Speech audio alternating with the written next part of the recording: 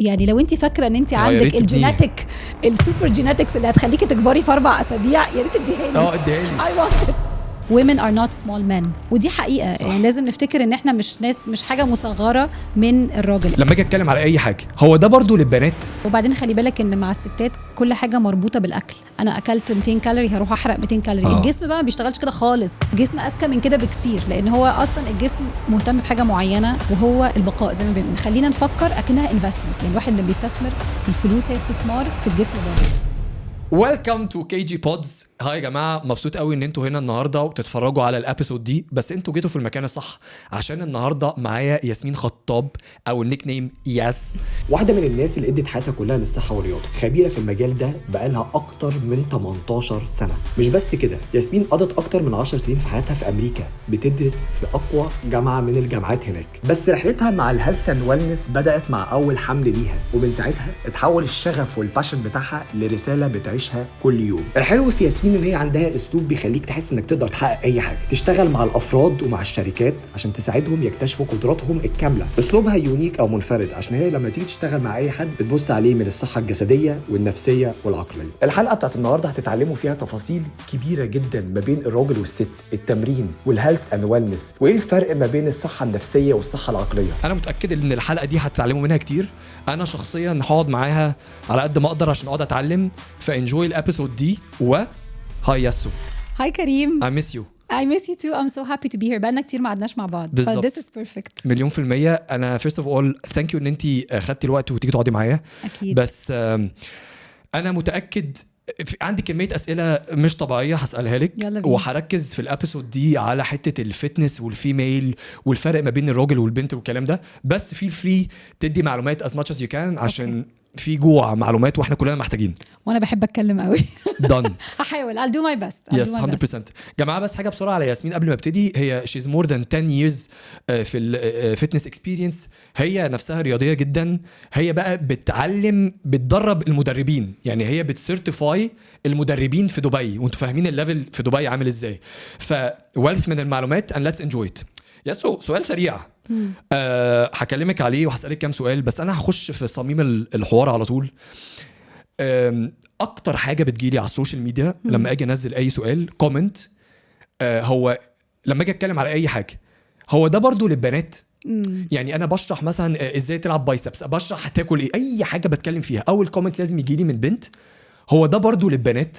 فممكن تقولي لي كده من غير ما نخش في ديتيلز قوي، هل في فعلا فرق ما بين الراجل والست لما تيجي في حتة الفتنس والدايت وكده؟ في فرق كبير؟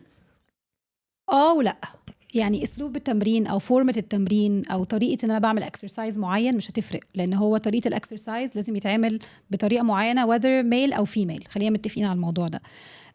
الستات دايما بتحس دايما اول حاجه انا مش ببقى فاهمه ليه بنقارن نفسنا اصلا بالرجاله. يعني احنا حاجه وهم حاجه ثانيه خالص. انتوا حاجه واحنا حاجه. فاي ثينك ان المقارنه، في دكتوره بحبها قوي اسمها دكتور ستيسي سيمز دايما تقول لك women are not small men، ودي حقيقة صح. يعني لازم نفتكر ان احنا مش حاجة مصغرة من الراجل. احنا عندنا هرمون بروفايل مختلف، عندنا سايكل مختلفة، عندنا ستريسز في الحياة مختلفة، بنحمل، بنخلف، بنبقى مامز. الرجالة ما عندهاش الديماندز او الفيزيكال ديماندز اللي عندنا احنا كستات مثلا. مفيش مقارنة صح، في حاجات فيها مفيش مقارنة. لا عشان حق ربنا يتقال. لا بصي حق ربنا يتقال. أيوة. انا كمان قدرت القصة دي لما مراتي خلفت وبتاع. أيوة. فعلا الست بتعدي بحاجات بالظبط مفيش مقارنة. صح. من ستريس الحياة للبيت للعيال، ومعظم يعني مهما كان الراجل انفولفد، انا انفولفد في حياتي. أيوة. ويعني قريب من بنتي، بس ستيل مش هفكر هتلبس ايه بكره، عارفه قصدي؟ في حاجات كده. أيوة. في حاجات كده بس كده، بلس السايكل والهرمونز مفيش مقارنه. بالظبط. هو في طبعا عدم فهم عامه عن جسم الست ده اصلا ازاي بيشتغل. في مدربين كتير قوي بيحبوا يعملوا زي يفتوا في حاجه هم اصلا مش مؤهلين ان هم يتكلموا فيها. اللي بيعجبني فيك ان انت دايما you are on a path ان انت تعرف اكتر وتفهم اكتر وتتكلم مع ناس عشان يفهموك حاجات اكتر. فدي حاجه مهمه جدا انت كدورك ككوتش في المجال اللي احنا فيه، في مجال الفتنس. فطريقه التمرين نفسها، بعمل بايسب كيرل ازاي وكده، لا هي ابلايز للست برضو بالظبط، مفيش مشكله. ممكن شده التمرين، ممكن العدات اللي بعملها، بتفرق للست دي، ولا الست دي عندها كام سنه. في اسئله كتير بنقول يا ست يا راجل، طب هي الست دي عندها كام سنه، عمر التمرين بتاعها قد ايه، التريننج هيستوري بتاعها، هل عندها اصابه ولا ما عندهاش، هل هي لسه مخلفه ولا مش مخلفه، هل واحده عندها 18 سنه مش هقدر امرنها كواحده عندها 40 سنه مثلا. طبعا عندهم متطلبات مختلفه، عندهم انرجي ليفلز مختلفه، بس ده مش تعميم ومش معناه ان ال 18 سنه احسن من انا مرنت كل الاعمار دي على فكره. انا مرنت من اول سن 13 سنه لحد سن 82 سنه 100%. فمرنت كل الاعمار تقريبا وان بتوين. فمرنت ناس في الستينات من عمرهم، في الخمسينات من عمرهم. فطبيعه السؤال مش بسالها هو انت، اكيد مش هسال ست هو انت جوزك بيتمرن ازاي عشان اعرف امرنك، فاهم؟ هي اكيد اللي بتسالك في الكومنت دي بتقول لك كده، بتسال السؤال بالمشقلب 100%. الاسئله اللي بتجيلي وبالعكس انا عايز نصيحتك فيها، وهقول لك انا بعمل ايه، ممكن اكون صح وغلط. يعني هل التمرينه دي تنفع كبنت؟ دلوقتي انا عارف، وانتي بليز صلحي لي المعلومه دي، ان احنا كرجاله يعني هنلعب تشست، هنلعب صدر نص اسبوعنا بنحبه، فاهم قصدي، ورجلين في حاجات تانية ممكن البنت ان ريتيرن ومش غلط تبقى عايزه تركز اكتر على اللور بادي، الجلوت سويتشز، تمام. بس هل انت شايفه صح ان اجي عند عضله معينه او ماسل جروب معين التشست اشيلها خالص من تخطيط تمريني، امنعها خالص، ولا لا ليها في طريقه ما ان انت تشغلي العضله بس ممكن بفوليوم معين او بحاجه معينه؟ ايه بوينت بتاعتنا؟ يعني اديني نصيحه في الحته دي. بالظبط. بالنسبه للرجاله في موضوع الشست ده بالذات، ان هم they tend to train الشست بطريقه direct and indirect. اوكي they tend to emphasize the chest واكتر طريقه دايركت. like عندك التمرين الكلاسيكي البنش بريس بالدمبل بالباربل بالماشينز، they like bench press. هم اقوياء جدا في الحته دي، وبيديهم كمان البلاد فلو فجاه، بياخدوا وهم خارجين بيحسوا ان هم فعلا اتمرنوا. في الابر بودي عند الرجاله بالذات الشست سهل ومتاح، ومش كل الرجاله طبعا عشان برضو ما نعممش. بالنسبه للبنات لا، لازم يعملوا تشست اكسرسايزز. دي عضله وعضله كبيره في جسم الانسان، ما ينفعش تو اجنور ات، لان انت عايز في الاخر يبقى البرنامج بتاعك، برنامج التمريني، يبقى في الاخر في بالانس في الجسم كله. الواحد بيبقى فاكر ان هو مثلا عنده واحده عندها 25 سنه هتفضل طول عمرها عندها 25 سنه، لا، في بيحصل ايجينج بروسيس، وفي بيحصل عضلات بيحصل لها اتروفي او بتبقى خلاص زي ممكن تشرح لهم يعني ايه اتروفي بالعربي؟ انا فاهم انت عايزه تقول ايه، اللي هو مع الوقت العضله بتتاكل او بتصغر، تضعف الكواليتي بتروح مع السن. كواليتي العضله اتروفي كان بيه كذا حاجه. في كواليتي العضله بتقل، الفانكشن بتاعها ما بيبقاش كويس، او بيقل ليفل البرفورمانس بتاعتها، اللي هو التلف العضلي او بتتلف العضلي مع الايجينج ومع زياده العمر طبعا، ومع قله التمرين. هو مش بس زياده العمر، يعني زياده العمر مش مرض، هي زياده العمر بتبقى مشكله لو انت مش بتتمرن اندر تريند. فانت you're aging و under trained، انت بتحط جسمك at a disadvantage. صح. فانت ليه بقى انا دايما اقول طب ليه نعمل كده اصلا في نفسنا من الاول لو ممكن نعمل حاجات تمارين مقاومه تخلينا نيج او نكبر بطريقه صحيه ومفيده، ان انا اقدر العب مع ولادي او اقدر العب مع احفادي.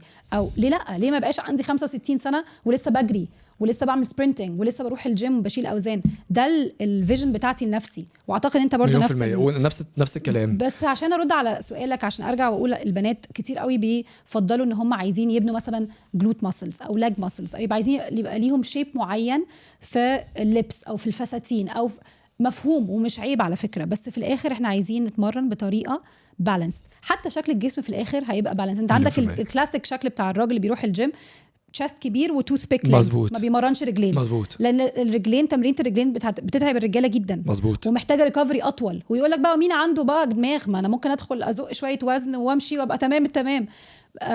لازم يكون في بالانس، لان شيب الجسم الغير متوازن ده ممكن يعمل لك مشاكل في البوستشر، في الظهر، يعمل لك muscular imbalances. دي احنا بنتكلم كمان، خلينا نفكر اكنها investment. يعني الواحد اللي بيستثمر في الفلوس هي استثمار في الجسم برضو. انت بتفكر انا بتمرن لياسمين او لكريم كمان 10 سنين، بتمرن لأنا دلوقتي وكمان 10 سنين. طبعا طريقه التمرين بتتغير من انت مثلا تمرينك دلوقتي زي تمرينك كنت عندك 18 سنه. لا طبعا لا، اكيد فوليوم التمرين اختلف، كل حاجه اختلفت، البرفورمانس اختلف، حتى جسمي مش بيرسبوند او جسمي مش بيتجاوب معايا يعني باخد وقت اكتر تو ريكفر، باخد يعني مش بقول ان هي حاجه وحشه، انا خبرتي في التمرين اتحسنت، فبقت بقت التمرينه الكواليتي بتاعتها احلى. فاهم عايز اقول لك ايه؟ عشان انا فاهم اكتر ومركز اكتر. صح. بس طبعا لا مش زي من وانا 22 سنه.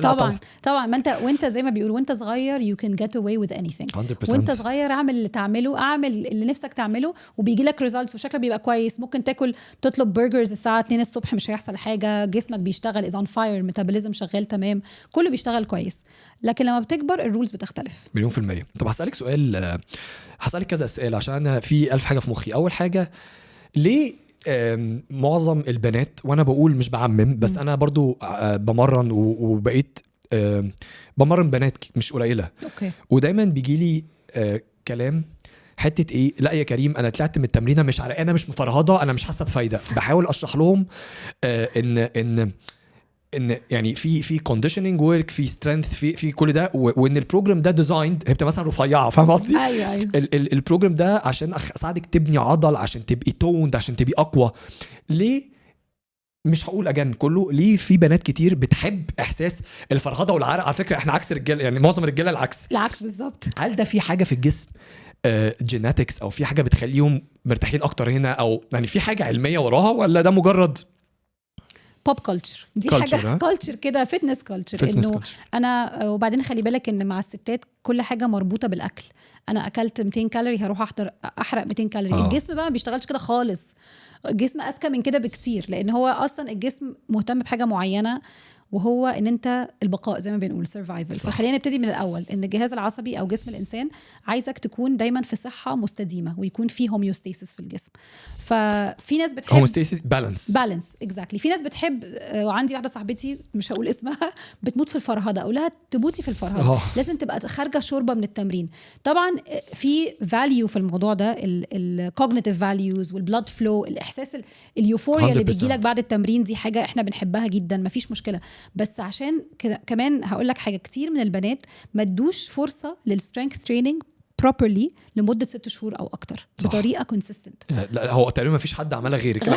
لا ما شفتهاش دي طريقه كونسيستنت. يعني انا بتمرن نمشي على بروجرام وبرنامج لا قليل قوي يتعدوا على الصوابع. بالظبط. الناس دايما عندهم كل شهر عندهم هدف في جول. انا الشهر الجاي اصل الصيف، اصل انا عايزه ابقى سايز 2، اصل انا عايزه اخش في الفستان ده اصلا 100%. عادي هاتي فستان غيره، عادي هاتي فستان اكبر، ما فيش مشكله. فاهم قصدي؟ يعني هو ان البنات كتير والستات وانا على فكره مش بقول ان انا خالص innocent او اي حاجه، بقع في نفس الفخ. ودي الحقيقه فعلا، ان انا اقول لا بس شكلي، بس مش عارفه ايه، بس عشان بحب التمرين قوي قوي بطريقه ما اقدرش اعيش من غير التمرين. فعلا بحس لا انت فاهمه، انت you know better، فما تعمليش كده في نفسك. فبحس ان الستات بتقطع نفسها، ده كده هم اتقطعوا، ده اللي هيجيب لهم الريزلتس، ده اللي هيخسسهم. when you need to focus on مش الفات لوس طول الوقت، لان ما ينفعش الجسم يلوس فات طول السنه. عارف الستات اللي على طول عامله رجيم طول السنه. كلمه دايت دي كانت في ايام اهلي، ويعني انا فاكره ايام زمان كلمه دايت دي دايت اكل دايت شرب دايت اي هكس بالظبط كده. انا عامله رجيم طول السنه. طب هتبني عضلات امتى؟ طب لو انت عامله رجيم طول السنه، هل الرجيم اصلا بتاعك شغال؟ اتس نوت وركينج. فدوري على رجيم تاني او على كوتش تاني. فالمايند سيت اصلا من اولها يعني توب داون كده، المايند سيت لازم تتغير. ان انت ما ينفعش تبقى انت تقدر تكون في فات لوس فيز طول السنه، استحاله. معظم الستات ماشيه trying to lose weight طول السنه، ما عندهمش building phase. الرجاله بقى بيعملوا العكس. صح. they go through phases of building and losing. بيتمرنوا اكتر شويه فيديهم شويه flexibility في الكالوريز بتاعتهم. ممكن يزودوا كارديو سنه، بس ما بيقتلوش النيرفس سيستم بتاعهم. فنرجع لموضوع، لا يا جماعه، طب نعمل building phase، نركز في بناء الكتله العضليه وهي الهايبرتروفي. بناء الكتله العضليه دي مهمه جدا، لان انت لو طول السنه بتحاولي تخسي، انت اصلا المايند سيت you're exhausted. اول حاجه انت تعبانه وبتحسبي، والمايند سيت بتاعك is very you will get weaker في جسمك، weaker في عقليتك، لانك عمرك ما تكوني مبسوطه بشكلك. كمان لو انا طول النهار طول السنه بحاول اخس، it's very stressful on the body ان انت على طول تكون في calorie deficit اصلا. بيبوظ النيرفس سيستم, it 100%. destroys الميتابوليزم بتاع الستات. I've been through it and it's not fun على فكرة. لا ومش بس كده يعني مفيش انرجي ومش قادره تركزي, مفيش بالظبط. اكل, مفيش بنزين. مفيش بنزين. Full stop يعني. وبعدين البنزين انواع, ما هو في كواليتي بنزين, ساعات ما بيبقاش في حتى كواليتي بنزين, مفيش good quality proteins, good quality carbohydrates, good quality color in the food. مفيش سعاده, مفيش joy. طب احنا بنعمل ليه كده في نفسنا؟ صح. مع ان التمرين ده حاجه جميله, ان انت to fuel properly, تحط بنزين صح وتروح تتمرن بطريقه صح. هو ده الترايفاكتا, وتنام كويس. فاهم مليون قصدي؟ في المية. عارفة ياسمين, وانت بتتكلمي في كذا كيس عمالة تيجي في مخي وفعلا في ناس يعني انا كراجل ببقى فاهم عنهم شوية, شايف ان الناس دي بنات صح. هم عاملين كويس قوي, اكشلي شكلهم حلو قوي, رياضيين وفعلا اقوياء, وماسكين في الكيلو كيلو ونص اللي هيموتوا وينزلوه, وطاحنين نفسهم يعني هبل هوس. صح. انا فاهم ان ساعات البني ادم بيبقى عايز يوصل لتارجت معين, بس ساعات لما بتبقي بينسوا كذا عامل, بينسوا عوامل ان هم امهات, ان هم بيسافروا كتير وهرمون, وبينسوا ان في سايكل وبيريد بتجيلهم, بينسوا كذا حاجه ليها عوامل, وبيقارنوا نفسهم بالبنت اللي واقفه على السوشيال ميديا اللي هي اثليت سبونسرد باي حاجه, وممكن تكون بتضرب وات ايفر, وانا عايز اوصل للبودي شيب ده. وهي اتس سو هارد, هي اتس سو هارد. يعني ليه بنعمل كده؟ الله ينور عليك. احنا ما ينفعش. انا بقى بقول لك والله, I'm very honest here. Yes, او ممكن please. I haven't said it in public before, بس انا بقى في نفس الفخ, بس بفضل ارجع اقول لنفسي ماشي, I'm a coach. My job actually is to coach, not to work out. That's my job. My real job عشان ادخل income واشتغل كويس وابقى مهتمية بالكلاينتس بتوعي, ان انا to coach. A job's coach is to coach, مش to train. هنا السوشيال ميديا بالذات للاسف في دبي بتركز على شكل البني ادم, صح, 100%. بس بتحط فاليو على البني ادم ده, ان انت الفاليو بتاعتك ككريم كشخص في المجال الفتنس هي على شكلك. صح. مش على الموضوع اللي انت بتقدمه, او الكواليتي الكونتنت اللي انت بتحطه. شكل مهم, بس ما ينفعش تبقى تيب توب موديل شيب طول السنة. فاهم قصدي؟ انت عندك جيناتيك فاكتورز مساعداك, عندك ان انت مركز في حياتك, مركز في اكلك, عندك نظام, بس ده وصلت له بعد سنين من التنظيم. ما اقدرش اقارنك بحد تاني زي ما انت بتقول. ولحد دلوقتي من السنه كلها ممكن شكلي بيعجبني شهرين من السنه, غير كده ببقى باكل براحتي وبتمرن, مش هنضحك على بعض. بالظبط. انت داخل على الصيف دلوقتي مليون في المية, وبنزل صوره احلى صوره أيوة. اخدها وانا تاند ومفيش ميه في جسمي, مش هنمثل برضو. بالظبط. هي دي الحاجه, مش هنمثل. انه السوشيال ميديا مش كل حاجه. يعني في ناس بجد بالذات الفتنس انفلونسرز, ومش بقول حاجه وحشه عليهم ولا حاجه. لسه قاريه امبارح بوست, ولو لقيته هبعتهولك, واحده عندها 4 مليون فولورز, كانت كاتبه بتقول ان البيزنس بتاعها دلوقتي بيجيب لها 30 مليون دولار. واو. وهي وصلت عامله فتنس براند, كلوذينج براند, وبتقول بتبين عامله صوره بيفور وافتر. بتقول دي صورتي لما انا كنت لسه مبتدئه في مجال الفتنس, وكان لازم اتصور, وكان لازم اكون رفيعه عشان يجي لي براند ديلز, ودي صورتي لما بقيت بزنس اونر. في الاثنين شكلها خطير, شكلها هيلثي وشكلها كويس. فبتقول عايزه اوريكم الفرق, ان انا بطني طلعت شويه, انا مدربه وانا فتنس انفلونسر وانا في مجال الفتنس, لكن عندي ابتدى يطلع لي بطن لان انا محتاجه ادير شركه ومحتاجه اعمل كده. وبعدين دخلي مش معتمد على ان انا ابقى رفيعه. ففي ناس لازم تفهموا, لازم الاودينس يفهم. يا ستات لو سمحتوا افهموا, ابص هنا يا ستات لو سمحتوا افهموا انه في ناس على السوشيال ميديا دي شغلتهم, ان هم يكونوا لين طول السنه, بس it's not your job as a mother. أنا مثلا كأم, أنا عندي ولدين, كدوري إن أنا أكون صحتي كاملة في كل جوانب الحياة, إن أنا أقدر أنام كويس, دي كمان لي علاقة بالصحة. باكل كويس, بعرف أروح أتمرن وأنا عندي طاقة, دي حاجة مهمة جدا. مستمتعة بحياتي, دي حاجة مهمة جدا. عندي هوايات, عندي social connections, دي حاجة عايزة أتكلم فيها. pillars of health, أو نسميها عواميد الصحة, اللي احنا محدش بيتكلم فيها. كله مركز دايما بسبب للأسف, ومش هلوم السوشيال ميديا في كل حاجة, لأن بنستفيد منها جدا, وحد زي content creator بيحط content هايل ومفيد للناس, طبعا بنستفيد منها وعاملة لنا impact positive في حياتنا, لكن بننسى الحاجات اللي احنا بقينا كويسين فيها. يعني بننسى ان انا والله بقيت اشيل مثلا 8 كيلو بايسب كيرل بدل ما كنت بشيل 4 كيلو. بينسوا الكلام ده. بينسوا الكلام ده. انت كنت فين وبقيتي فين؟ بالظبط. بقيت اعمل 2 بول اب وعمري ما كنت بعمل 1 بول اب. بقيت اعرف اعمل اي كان سكوات مثلا باك سكوات وزن جسمي هيوج اكومبليشمنت طبعا. حاجه يعني حاجه فظيعه طبعا. بقيت اعرف اعمل 10 بوش ابس من غير انبروكن بفورم صح. كل الحاجات دي الناس مش بتفتكرها بس دايما في تركيز على شكل الجسم من بره وان انت المطلوب منك ان انت تبقى واو طول السنه. دي حاجه تو ماتش.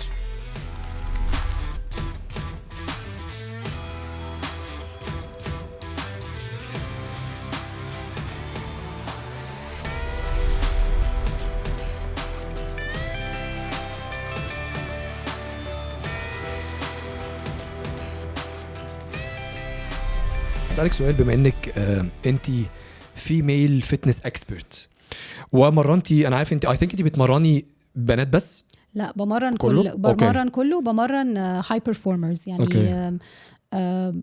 رياضيين اصحاب شركات ناس في يعني بزنس باك جراوند. سوبر. ان شاء الله بغني وقت ما واجي اتمرن معاكي. يلا بقى.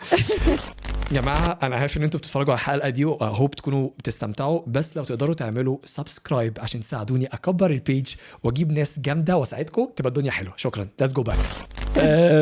السؤال هو لو انت النهارده عايزه تدي نصيحه للناس ماشي ومش كل الناس في الليفل بتاع اولا مش كل الناس يقدروا يجيبوا جريت كوتشز زيك فلوس وايز مش كل الناس عندهم اكسس للجيمات يعني كل واحد ظروف مختلفه فانا النهارده عشان اعرف ادي الناس دي حاجه تساعدهم لو انا قلت لك اديني حاجه براكتيكال خطه يقدروا يمسكوها حاجه يقدروا يعملوها هتبقى ايه نصيحتك النهارده تيجي تقوليها مينلي للبنات او الستات يا جماعه لو انتوا بتلعبوش رياضه اعملوا 1 2 3 تديهم بلان طبعا او لو انتوا بتلعبوا رياضه بقالكم جزء بسيط اعملوا 1 2 3 اديني حاجه اديني خطه صح. امسكها اروح انفذها. ماشي. اول حاجه لازم نتفق ان اي حركه هي حركه مفيده. اهم حاجه اول الحركه زي حركه بركه مش you can't deny it خلاص.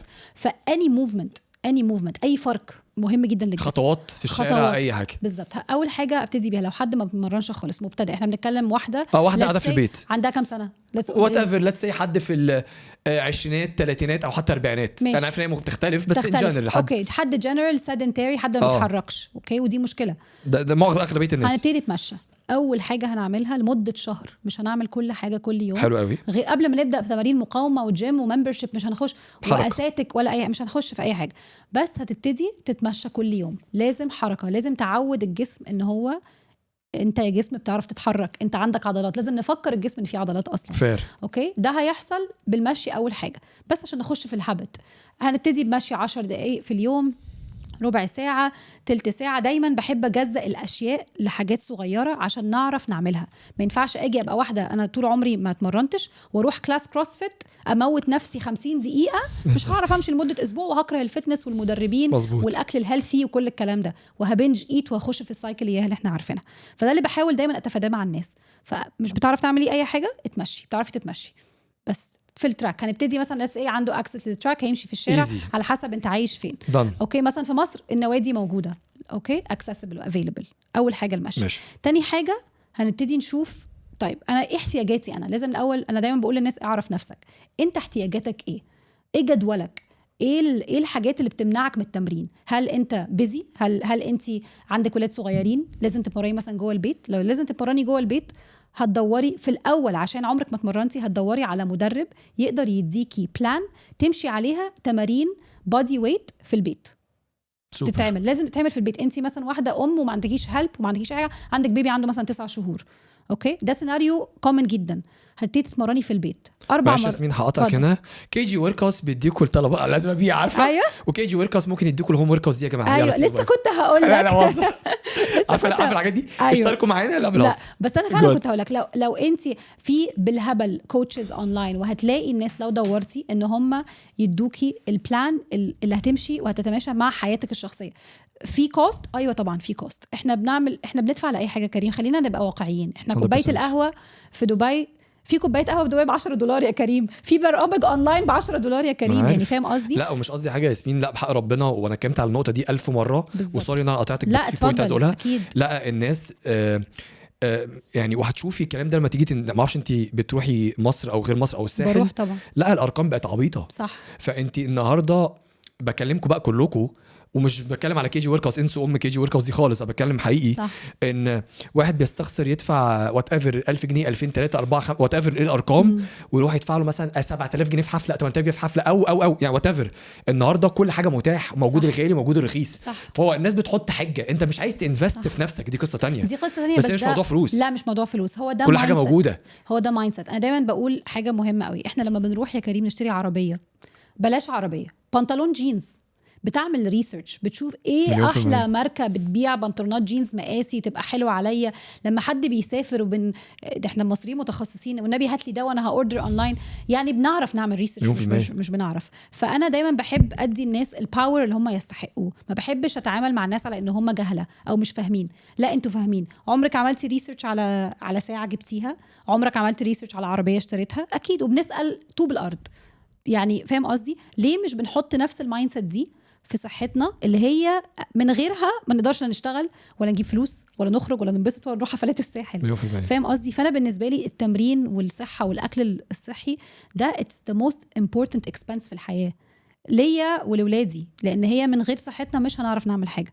فدايما بقول نرجع تاني للمبتدئه اللي ما تعرفش تتمرن، هتضطري تشتري برنامج، كل حاجه ليها كوست. لو مش عارفه فعلا اي حاجه وما عندكيش اشتراك في النادي هيبقى هتتمشي، وبعد المشي هتبحثي.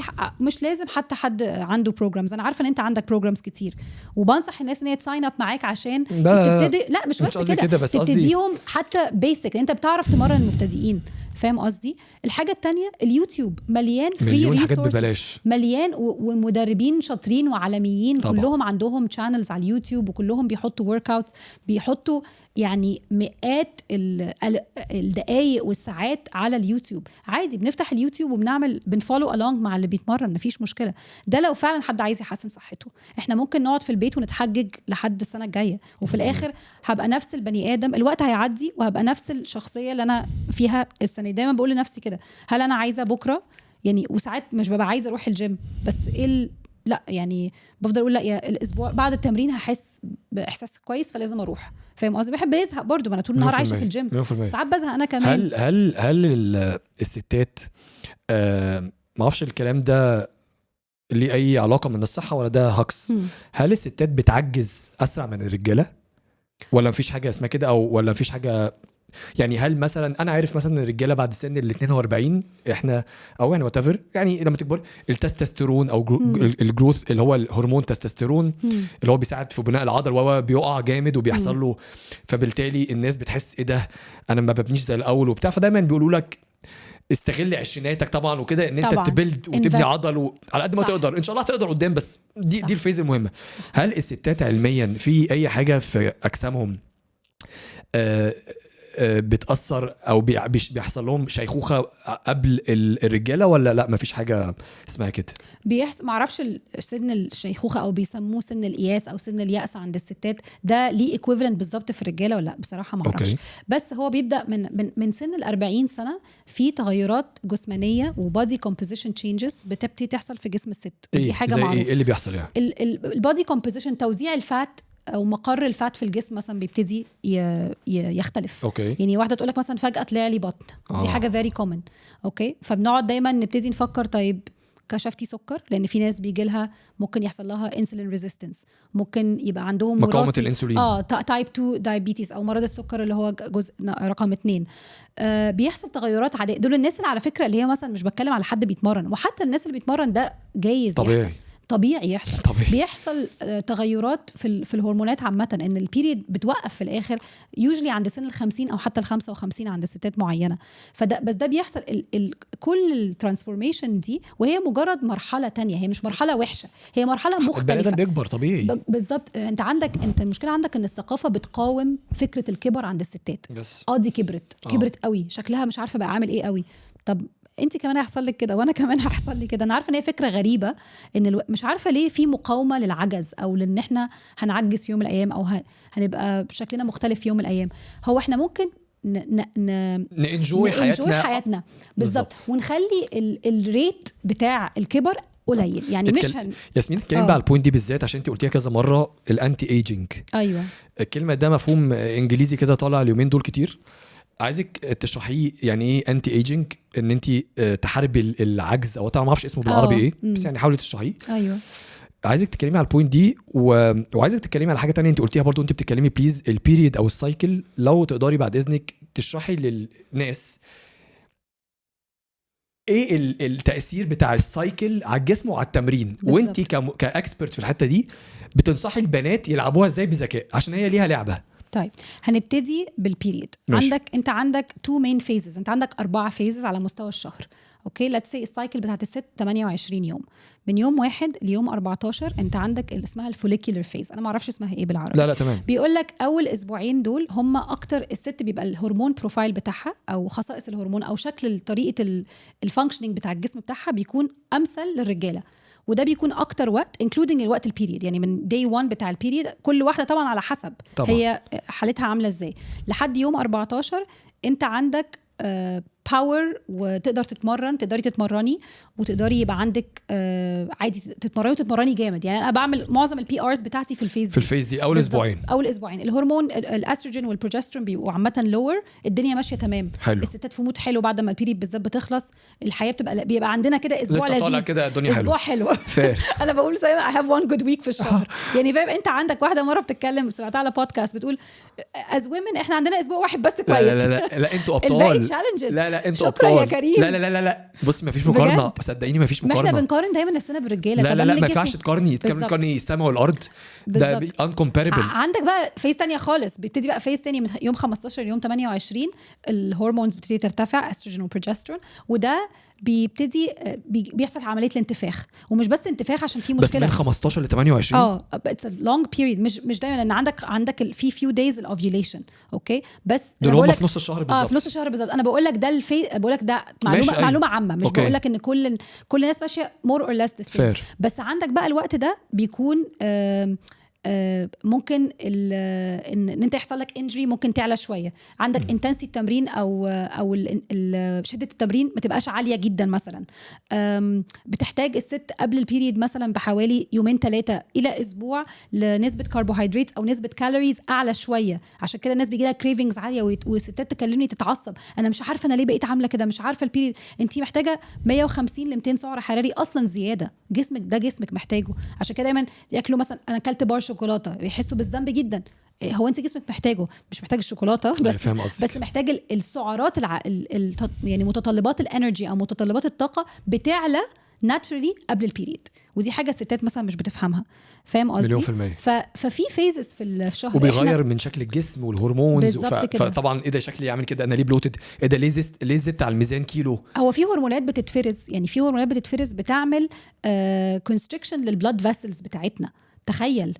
وده بيقول لك هو ده اللي بيحصل له، بيعمل لنا ووتر ريتنشن في الجسم. يعني فاهم على قد ايه المستوى. طبعا. اوكي وكل ده اصلا هو في تحذير ان في الاخر هو بيبقى جسم الست دايما فانكشنينج عشان يخلف طبعا، فاهم قصدي؟ هو اللي انت الواحد اللي هي تحمل وتخلف، بس مش بقول ان كل الناس هتخلف او كل الناس لازم تحمل. لا انا فاهم قصدك، بيعدي برحله. في الفيزيولوجي بتاعتنا مختلفه، وحلوه قوي بدل ما احاربها ان انا اقبلها واكسبتد واحبها واتعلم جسمي شغال ازاي، بدل ما انا طول النهار في حرب مع نفسي. انا بقول لك الكلام ده على فكره مش بقوله لك من فراغ، من خبرتي مع نفسي.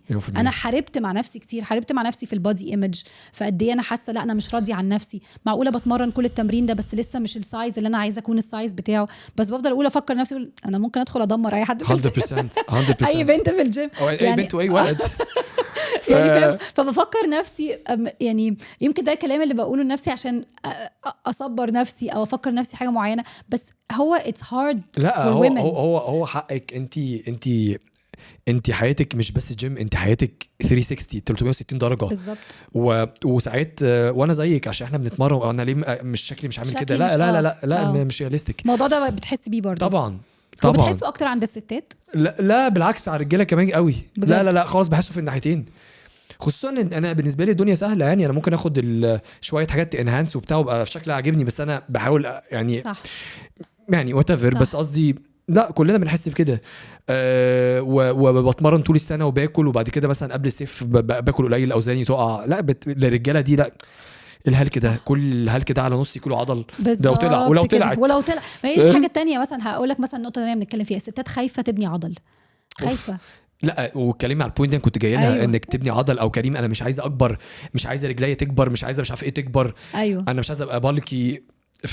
دي موضوع ده بقول يا ريت يعني لو انت فاكره ان انت يا عندك ريت الجيناتيك السوبر جيناتكس اللي هتخليكي تكبري في 4 أسابيع، يا ريت اديها لي. اديها لي اي وانت ات. اديها لي. يعني بحس، ما انا بقول لك في عدم فهم لطبيعه الجسم، في عدم فهم للبيولوجي بتاعنا، في عدم فهم انا من وجهة نظري وفي الوطن العربي ده احساسي. وبالعكس دي فرصة ليك انت ياسمين كبيرة، صدقيني. في عدم فهم، في عدم فهم للبنات، في عدم فهم الناس تتكلم البنات وحقها، هيعرفوا منين؟ صح. كله بيتكلم العب كده وانا اولهم، بس في عدم فهم ان حد يعمل كونتنت ويعلم البنات ويتكلم من حد موثوق منه. وخلي بالك البنت هتسمع من الراجل، بس غير لما يكون بنت زيها بتتكلم الموضوع مختلف. صح مختلف. يعني شدي حيلك معانا. ما انا عايزه 100% وده يعني يو شود. يعني هي حاجه بالنسبه لي انا مش بس هوياها هي، ومش بس غوياها هو شغلي وحاجه شغفي في الحياه عامه، ان انا اغير مفاهيم كتير قوي عن حاجه زي بناء الكتله العضليه، وقد ايه هي مهمه مش بس للشكل بتاع الجسم، ان انت اكنك زي ما بيقولوا ده الارمر، اكنك لابس حاجه بتحميك. يعني هو ده الحمايه بتاعت الجسم هي العضله. فاهم قصدي؟ يعني هي دي حاجه بيقولك الناس اللي بتعمل حوادث بالسيارات لو عندهم كتله عضليه عاليه نسبة التعافي من الحادثة دي بتكون أعلى طبعا. لو واحد ما عندوش كتلة عضلية. فهو ده بقى الارمر بتاعك. انت عارفة ياسمين، بزود عليكي حاجة. بابايا من كام سنة كده، من زمان، من 10-15 سنة جاله حاجة، مرض وحش، وعمل عملية وبتاع. وأنا فاكر الكلام ده وأنا عيل صغير أوي. صدقيني القصة دي حقيقية. فكرتيني بيها بس عشان كده عايز أقولها. حاجة في مخه ماشي، وانت عارفة ان المخ ده very sensitive، حساس، يعني بيدمر طبعا. وفاكر كويس قوي، وانا كنت عيل فس عندي مش فاكر 15 سنة ولا أقل كمان، بس الكلمة طبعا فاكر. الدكتور قال لي لولا ان ابوك بيلعب حديد، وابويا كان قوي يعني لحد دلوقتي. انا فعلا انا بيج فان بلبل يعني لولا ان ابوك بيلعب حديد كان استحالة يقف على رجله. شوف صدقيني وممكن يعني صدقيني من قلبي الكلمة دي، مع اني كنت عيل صغير، ليها عامل في حياتي ولحد النهاردة. بقولك بقولها لك دلوقتي. واو. بعد 20 سنة طبعا لما قال لي دي، دي انا شفتها اللي انت بتقولي ده، ان العضلات دي اللي هتشيلك قدام بدل ما حد يسندك. بالظبط كده. يعني هي اول حاجه الحمد لله ان هو كويس، ان احنا كلنا فانز بلبل جميل. وان انت دي خلتك كمان تعملها الميشن بتاعتك في الحياة، ان انت تعلم في الرياضة وتوسع على نفسك المجال ده، وتعلم الناس تانية، وتعلم نفسك كمان. اكيد دي حاجة اثرت فيك جدا طبعا. انا ما عنديش قصة معينة. انا حبيت الرياضة، احنا ما كلناش ازاي انا ابتديت او اي حاجة، بس هاخد برضو يعني جزء كده. ان انا اول حاجة عملتها كانت اليوجا في 2007، وبعد اسبوع من الكلاسز اللي انا عملت لوحدي كده ريسيرش، انا كنت عايشة في امريكا، ما كنتش مصدقه نفسي ان قابلت 2 بقوا صحابي عندهم واحده كانت 50 واحده كانت 55، وانا بموت في الكلاس وهي ما شاء الله شغاله، والمدربه اصلا كان عندها 40 سنه يعني، وانا بقى كنت كام حاجه و20 يعني حاجه 22 سنه باين. هم اللي عندهم 20 سنه طبعا تحديت بقى، لا انا هبقى زيكم يعني. قلت لهم انتوا كده خلاص. انا فده اول حاجه خلتني ابتدي احس اللي هو طب ايه ده الحياه فيها ناس بتعرف تتمرن وبتعمل يوجا وبتجري واكتيف. عجبني قوي النظام ده. وبعد كده بقى الكروسفيت وان انا احاول يبقى في كوميونتي، والاحساس ده كله تحس انت رايح حفله مش رايح كلاس. ده اثر فيا جدا. وحسيت انه وانا الظاهر يمكن طول عمري الصحه بالنسبه لي مهمه جدا، وان انا استثمر في صحه ولادي. بس ليه يا ياسمين، ليه الصحه بالنسبه لك مهمه جدا؟ هل حاجه تربيتي منها وانت صغيره، ولا حاجه انت نميتيها لما انت كبرتي، ولا اهلك زقوكي على الرياضه؟ يعني جت منين اهتمامك بالرياضه ده؟ جه منين؟ اهتمامي بالرياضه جه يعني متاخر شويه، ليت بلومر. يعني ما كنتش مثلا اقول لك كنت بلعب سباحه زمان. جه في سن كام؟ جه لما انا يعني وانا عندي 20 سنه، بعد ما خلفت ابني. انا عندي ابن كبير دلوقتي، وجه بعدها حسيت اهم حاجه هو صحته.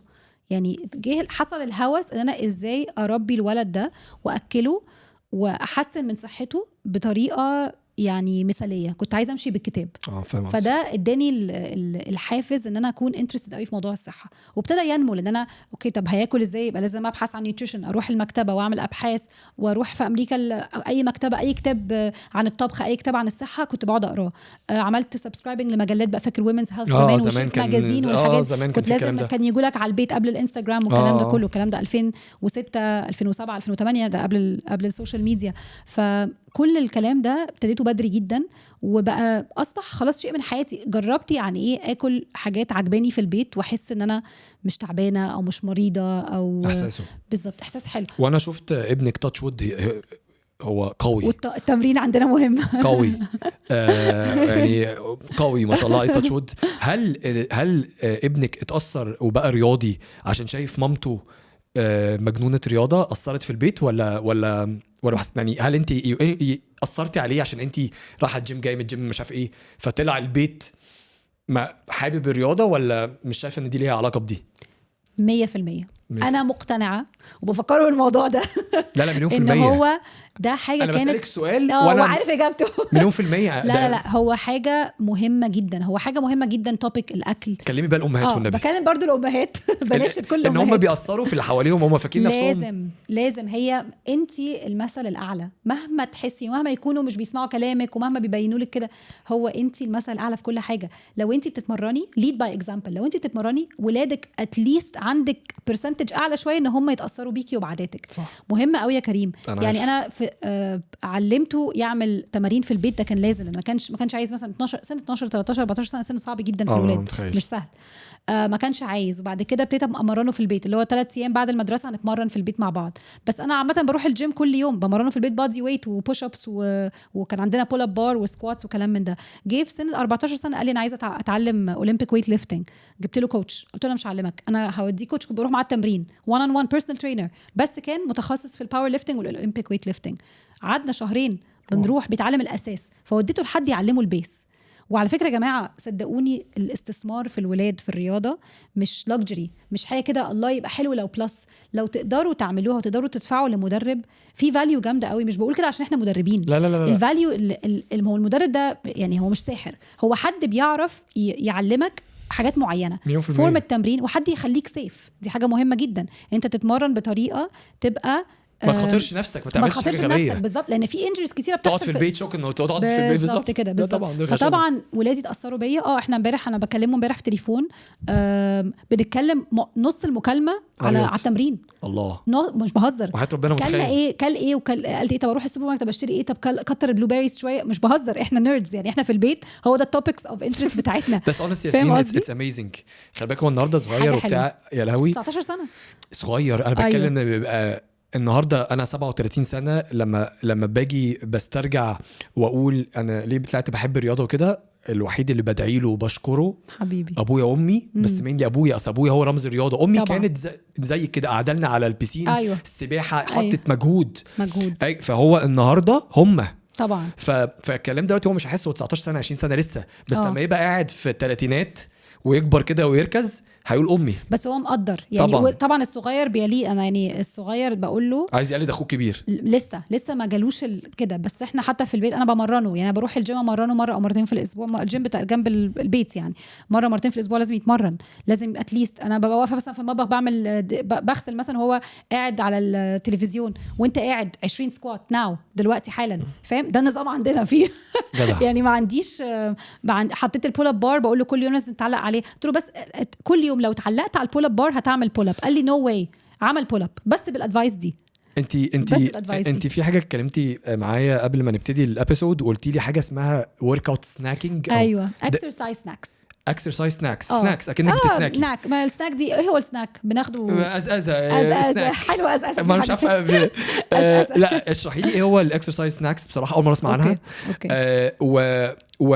وتدي يعني الناس تعمل ايه؟ يعني احكي لنا بقى عن التوبيك ده شويه. ايه يعني اكسرسايز سناكس؟ اوكي، اكسرسايز سناكس هي فكره ان انت مثلا كل ساعه هتقوم تتحرك شويه، هتعمل اي حاجه، هتعمل 10 سكواتس، هتتعلق من عقله مثلا، هتتمشى حوالين البيت 5 دقايق، تعملي 10 بطن 10 بطن 10 ضغط. هي دي ان انت بتحاول تعمل توزع كده سبرينكل التمرين او حركه الجسم على مدار اليوم. ودي ليها لازمه طبعا ليها لازمه فظيعه، ليها لازمه في حاجات كتير. ولما انا اعملها، انت قصدك يعني مثلا قاعد في البيت اعمل 10 ضغط، انت قاعده في البيت مثلا لو واحده بنت اعملي بلانك مثلا، اعملي اي حاجه وتقعدي تعمليها على مدار اليوم عشان تخلي الجسم اكتف والعضله صاحيه طول اليوم. بالظبط كده، هو ده زي ده بيكون الهدف بتاعه الاساسي. ليها حدود او ليميتس، ولا يعني قصدي ليها بلان ولا لا اللي انت عايزه الهدف منها ان انت تحرك. اعمل 10 سكواتس 10 بطن 10 ضغط و 2 راوندز. لذيذ الحوار ده. every hour on the hour. حتى المدربين، يعني انا بدرب ساعات ناس في كوربريت، بقول لهم اهم حاجه ان every hour on the hour، كل ساعه تقوموا تاخدوا لفه حوالين المكتب بس ده لوحده بيعمل تأثير إيجابي. أول حاجة على المود بتاعنا، تاني حاجة إن إحنا مش دايما قاعدين بالهيب زي ما إحنا قاعدين كده، الهيبس انفلكشن، إن إحنا قافلين الجوينت بتاعنا، المفاصل بتاعتنا قاعدة ومتيبسة. اوكي، وبيحصل ناتشرال تيبس في المفاصل من قله الحركه. هو تيبس المفاصل وكل والاوستيوبروسيس وكل المشاكل اللي في العظم وفي المفاصل وكل الحاجات دي بتيجي من ايه؟ من قله الحركه. قله الحركه يعني قله الحركه، قله العضلات، قله الكتله العضليه. ومش بقول عضلات اللي هو عضلات، لا مش بقول عضل يعني بني ادم، عضل بني ادم. ربنا خلينا عشان نعرف نتحرك. الناس بتفرج عضلات يعني فتنس، يعني انستجرام، يعني جيم، يعني لا كي جي. احنا كلنا عايزين يبقى لا يا زي جماعه كي جي، لا كي جي لا بلاش كي جي يعني فاهم قصدي؟ مش هو ده الايديال ان انا قادره. انا في ناس بتجي، انا بنتي 3 سنين او 4 سنين مش عارفه اشيلها، بقول لهم يا جماعه ده تهريج. مش عارفه اشيل اكياس من السوبر ماركت. دي مشكله ان انت ما عندكش جريب سترينث. خلينا نتكلم، مش عارفه تمسك، مفيش عضل. ما هي العضله دي بتيجي منين؟ ان ايدك جامده، دي حاجه مهمه جدا لعضله القلب. في كورليشن ما بينها وبين عضله القلب. تخيل يعني حاجه في طبقات كتير قوي للتمرين. وعشان كده حتى لما بتكلم عليه مش شغف، ده بيوند الشغف، ده التمرين هو الحياه. فاهم قصدي؟ وبقول كده للولاد مفيش حاجه تنفعكم زي جسمكم. بقول كده لامي 63 من عمرها، بقول لها كلتي كام جرام بروتين الصبح؟ بتمرني مامتك حاجات في البيت، حاجات بسيطه، اساتك تعمل لها يعني حاجات حاجات بسيطه لازم، لان لازم تتحرك ولازم هي بتخاف مني شويه. انا ضميري مقلبني في الحوار ده عشان مامتي طالبه مني كده ولازم اعمل لها حاجه. لا لازم، هو التمشيه يعني. لما بالذات ماما بتيجي تزورني، لما الجو بيكون حلو مثلا في دبي، من فضلك انزلي تمشي. هي بتصحى اوريدي الساعه 5 ناتشرالي، طب اطلعي تمشي 10 دقائق. ببتدي بس بقول لها 5 دقائق، بنبتدي ب5 دقائق. على اخر الشهر اللي قاعده معايا بتكون بتتمشى نص ساعه الصبح. بصي انت عارفه انا عاجبني فيكي ايه، ويا جماعه ما اعرفش انتوا ركزتوا في الحوار ده ولا لا، هي واخده رعايه العيله، هي السبونسر لاولادها which is true لامها. وانتوا لازم تبقوا كده بالظبط. انت او انتي لو بتسمعوا البودكاست ده لازم تبقوا كده، لازم تبقوا انتوا الريزن اللي حواليكوا، تشدوا الناس حواليكوا، مش تخلقوا وتشدوهم معاكم، تطلعوا وتشدوهم معاكم لفوق. صح، مليون في المية. I love that. والله يا كريم قلتها يعني كلمه حكمه. هو انا بحس ان انا كأم هو مش اختيار، هو دوري ومسؤوليتي الاساسيه كأم ان انا اعتني بصحه ولادي.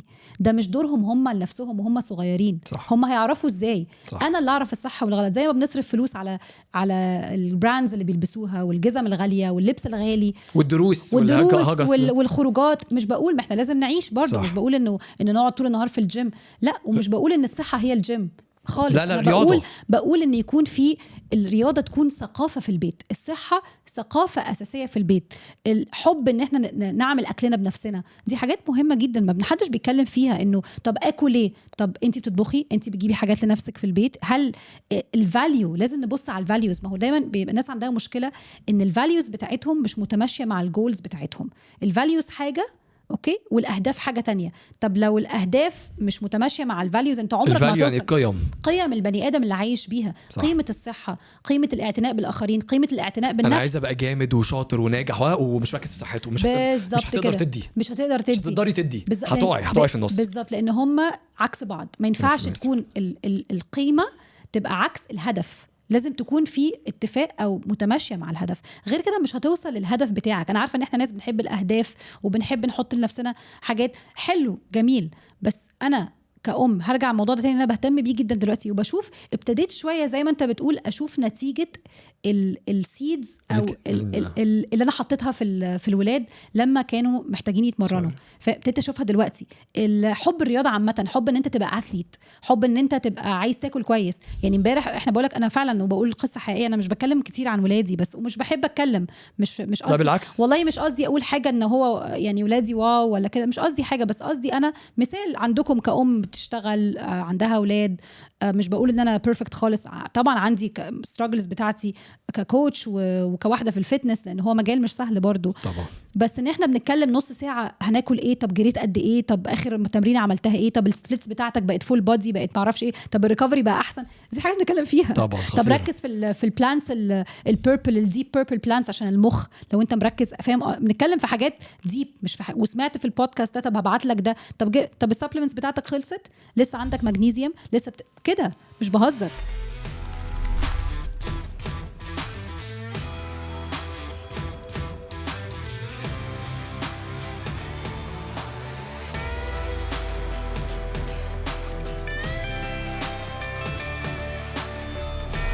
هسألك سؤالين وبسرعة عايز اتكلم فيهم. بنات كتير او ستات كتير بيخافوا ياخدوا سبلمنتس عشان تقول كلمة سبلمنتس. ايوه ايه ردك على الحوار ده؟ بتخاف ليه؟ هل ده للرجاله بس؟ اللي برضو احنا قلنا احنا اصلا في ليك تاني خالص، واحنا كستات احنا ناس تانية خالص. لا مفيش خوف. هو طبعا انا دايما بفضل ان يبقى كل حاجة من الدايت بتاعنا، ده البيسك، ان الدايت بتاعنا يبقى فيه دايفرسيتي، يبقى فيه اختلاف في الخضروات والفاكهة والبروتين والكومبلكس كاربوهيدراتس والحبوب الكاملة والكلام ده كله. ده الاوبتيمال، ان احنا ناكل دايت سليم. او مش هقول دايت، هقول نظام غذائي نظيف، اكل نظيف، اكل معمول في البيت.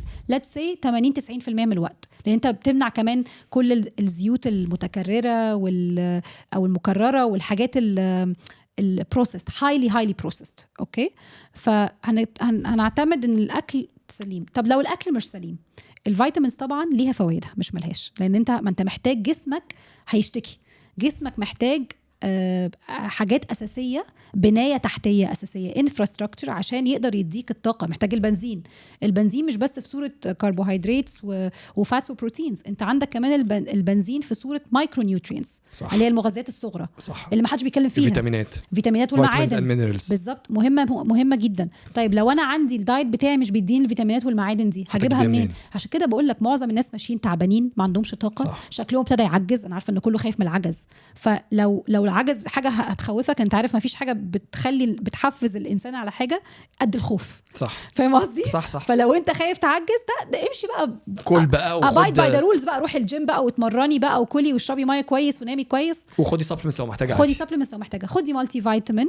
طبعا انا دايما بحب ودايما بطلب كده من كلاينتس انه يا ريت تعملوا صوره دم كامله، اتاكدوا بس ان في، واعملوا اكسترا اللي هو المعادن والفيتامينز. شوفوا ايه الحاجات اللي عندكم اوريدي، شوفوا ايه اللي ناقص، بدل ما ناخد سبلمنتس واحنا مش حاسين ومش دارين. وبقى في سيرفيسز كتير قوي في دبي وفي مصر طبعا في كتير جدا.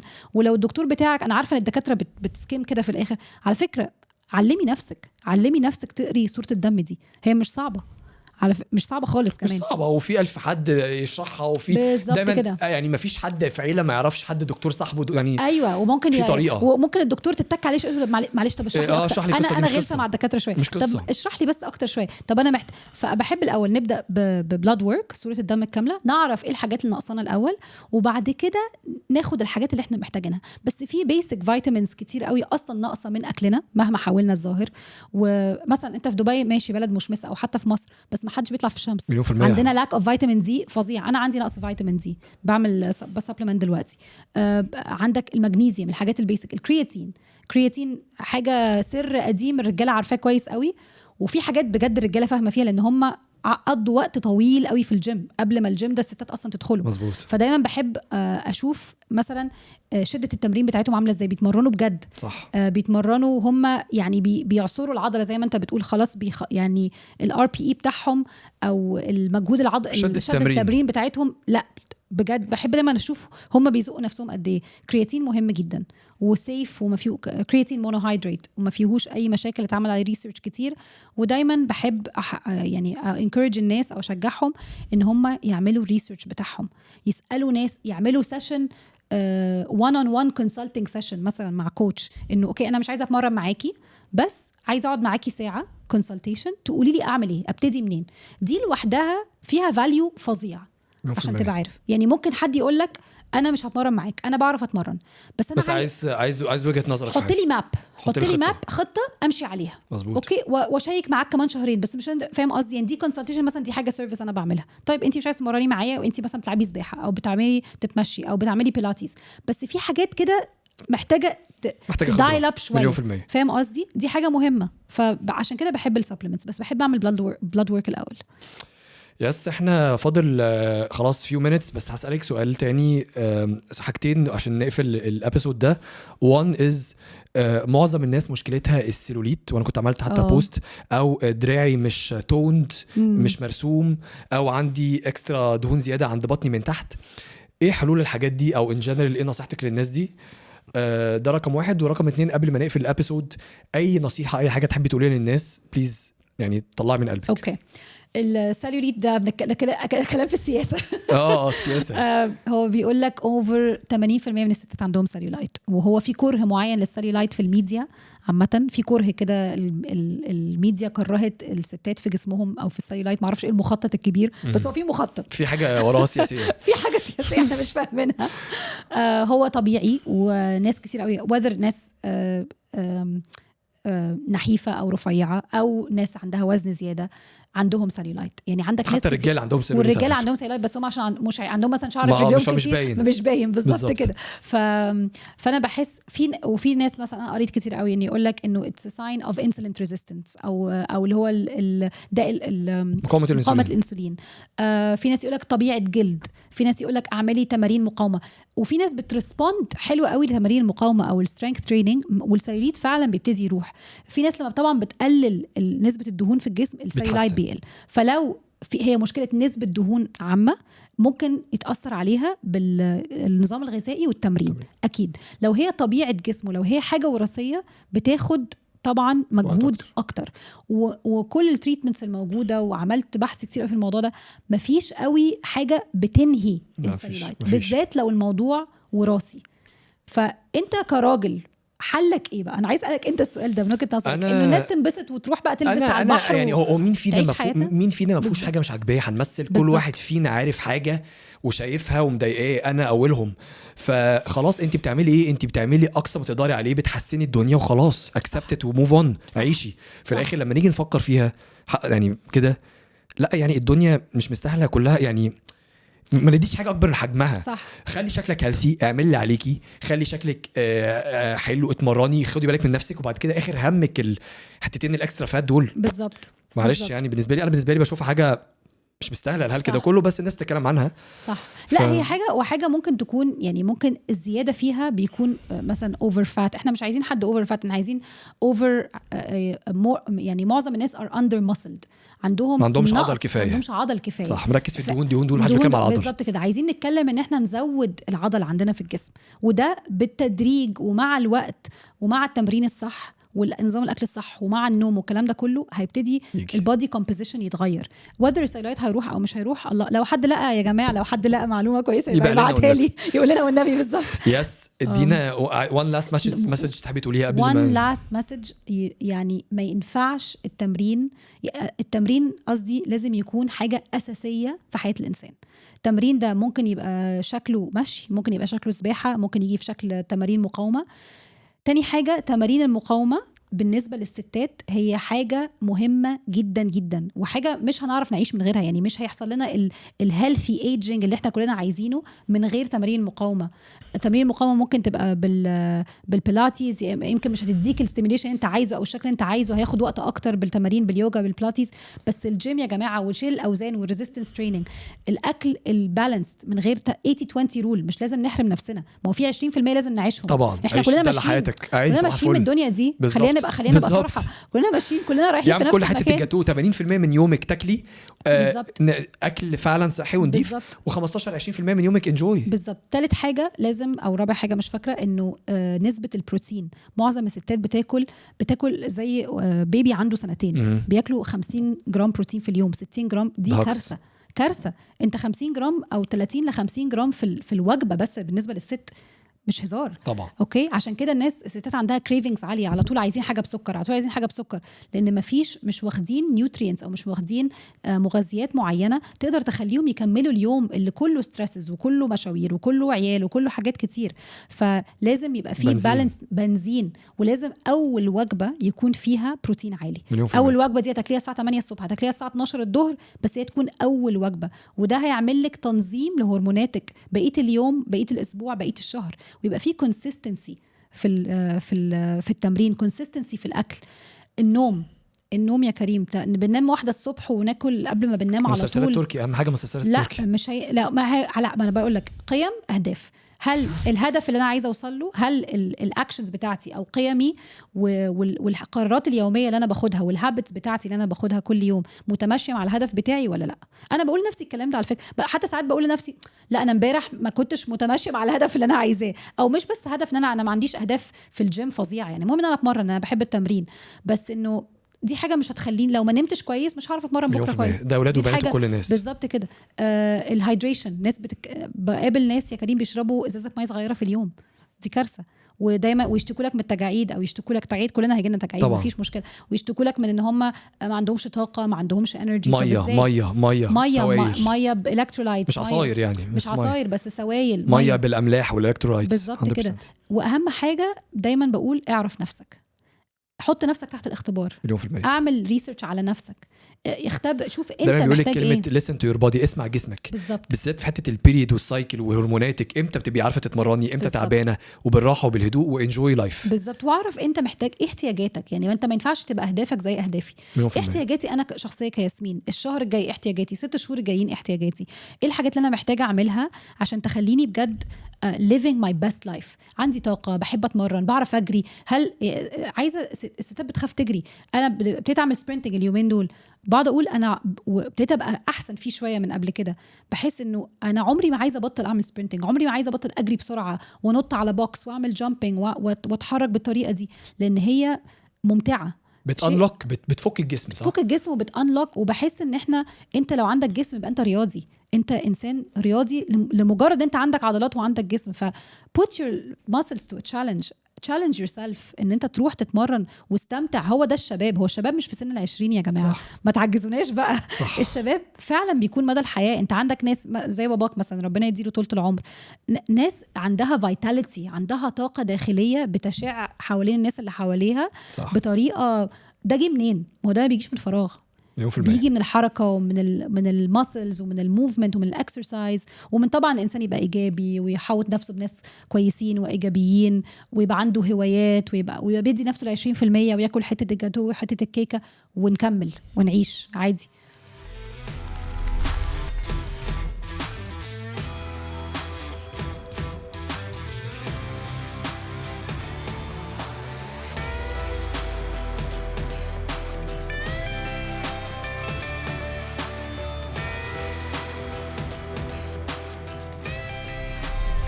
يس ثانك يو سو ماتش. انا قلت مش قادره اصدق الوقت عدى بسرعه. متخيله انا قلت لك بس المره احنا هنقعد كذا مره مع بعض، انا ممكن نقعد ساعتين بس خلاص اعتقد وقتنا خلص، صح. بس البوينت اللي عايز اقولها دردشه كده بس، شكرا جدا على وقتك وعلى الانفورميشن دي وعلى المعلومات دي. انا متاكد الناس كتير قوي هتتعلم هتأثري فيهم.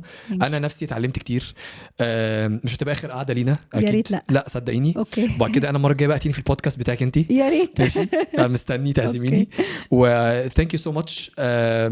تحبي تقول حاجه قبل ما اقفل مع الناس؟ خالص، قد ما انا I'm just so thankful ان انا هنا، وانبسطت قوي بالدردشه. حاسه اني مش عارفه لو انا فعلا اديت اللي كان نفسي اديه كامل، بس في توبكس كتير قوي ممكن نغطيها in depth بقى. هنعمل كده، ونتكلم على نتمرن ايه ونبتدي فين هنعمل كده. لا محتاجين. ايوه. وجماعه دي كده انترو لياس، زي ما قلت لكم wealth of information او معلومات. اهم حاجه تكونوا اتبسطتوا بالابسود دي وتعلمتوا حاجه جديده. وثانك يو سو ماتش، وانتظرونا في الحلقه القادمه. لاف يو. بس الراجل ده اشتغل مع توب اثليتس في العالم، اقوى رياضي جه فيكي يا مصر لحد يومنا ده كينج مو صلاح. قال لي انا مش جاي لك عشان ما اعملش احسن حاجه، انت لازم يتحط عليك سبوت لايت. عشان كده بدرس سايكولوجي. هل الجينات عامل كبير في شغلك؟ في تحليل كتير very expensive و doesn't make any sense، فمش كل حاجه برضو بقوم دارسها تساوي هي دي.